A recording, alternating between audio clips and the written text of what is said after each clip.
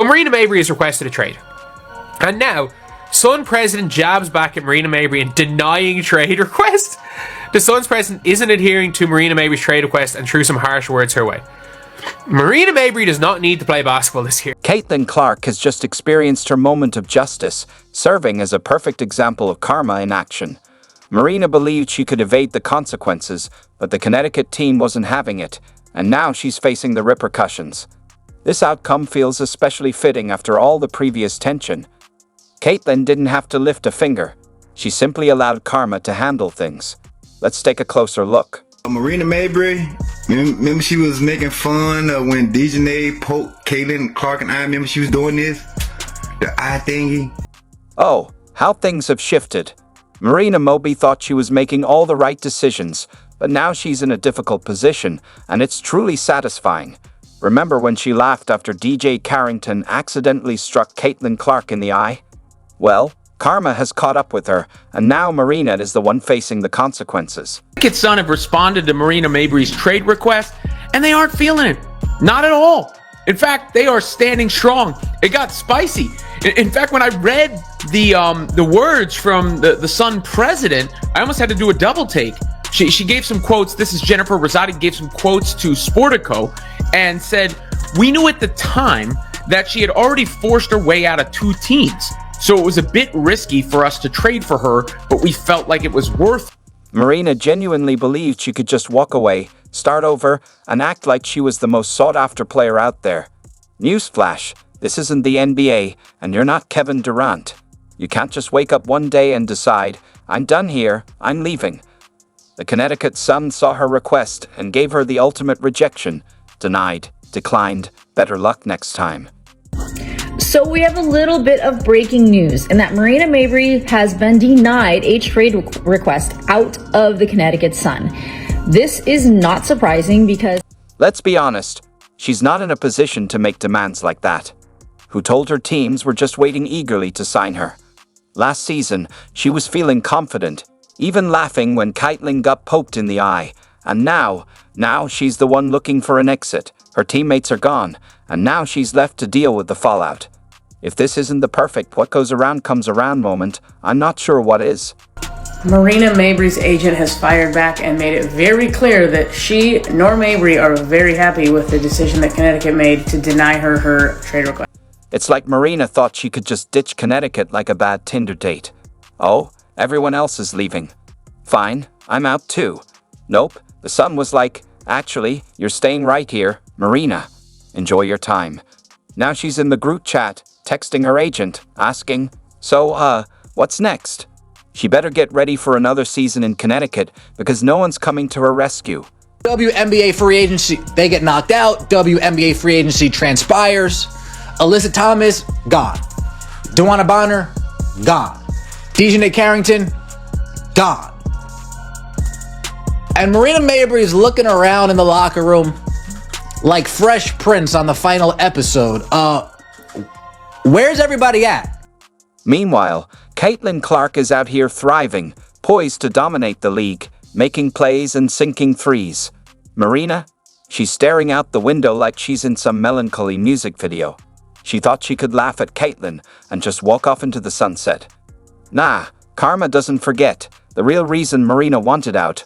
Her whole team was gone. She woke up, checked her phone, and saw half her teammates packing.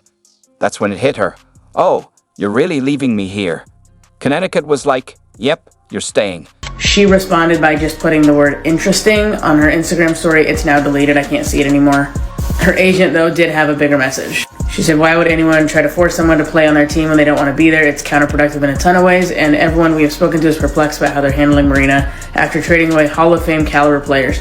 The coach parted ways, no free agents returned, and they're doing all they can to try and force Marina to stay where she clearly doesn't want. It's got to be rough for Marina right now. Everyone else is moving on, and she's stuck in the situation she tried to avoid. Her transfer request? Denied. It's like trying to quit a job, only to have the boss say, nope, you're staying. Now she has to show up to practice, and you can bet her teammates will be petty. She did this to herself. If she kept her focus and not laughed at Caitlin's misfortune, she wouldn't be in this position. Now, Caitlin doesn't even need to say a word. Karma is taking care of everything. Man, this doesn't look good, man. This does not look good for the Sun. This doesn't look good for Marina. I can't imagine having a player that don't want to be there and asking her to perform. Like, it never ends well, man. It never ends well. Karma is definitely at work here. Remember when Marina laughed about Caitlin Clark's eye poke with DG Carrington? Well, guess who isn't laughing now?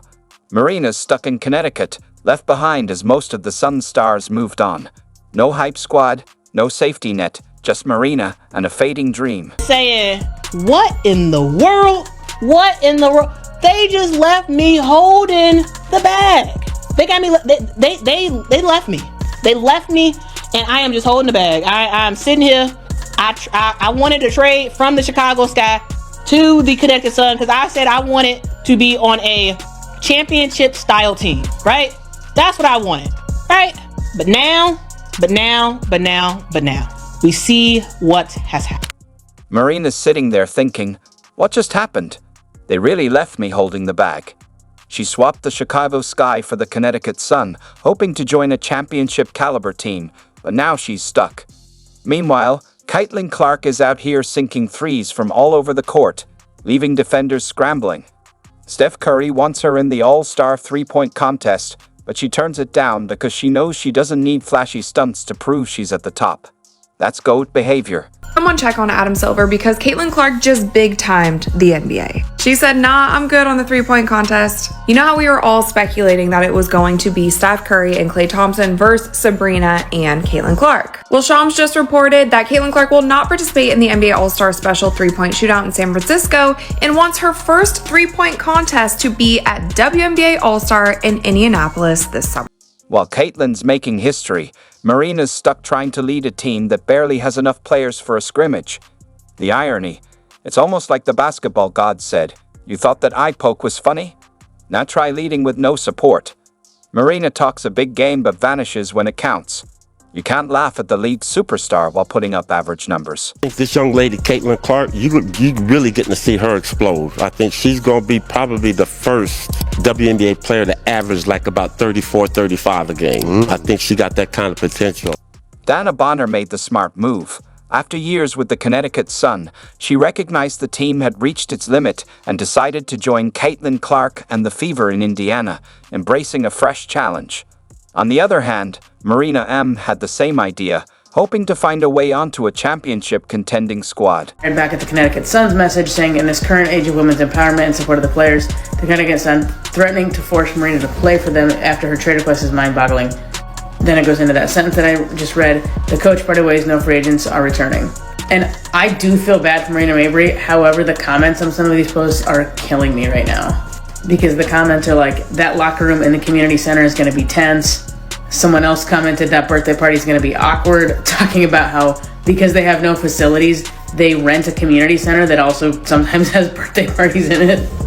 I don't know where I stand on this one. I get it, but like I feel bad for her at the same time. Welcome to Indiana, Dawana.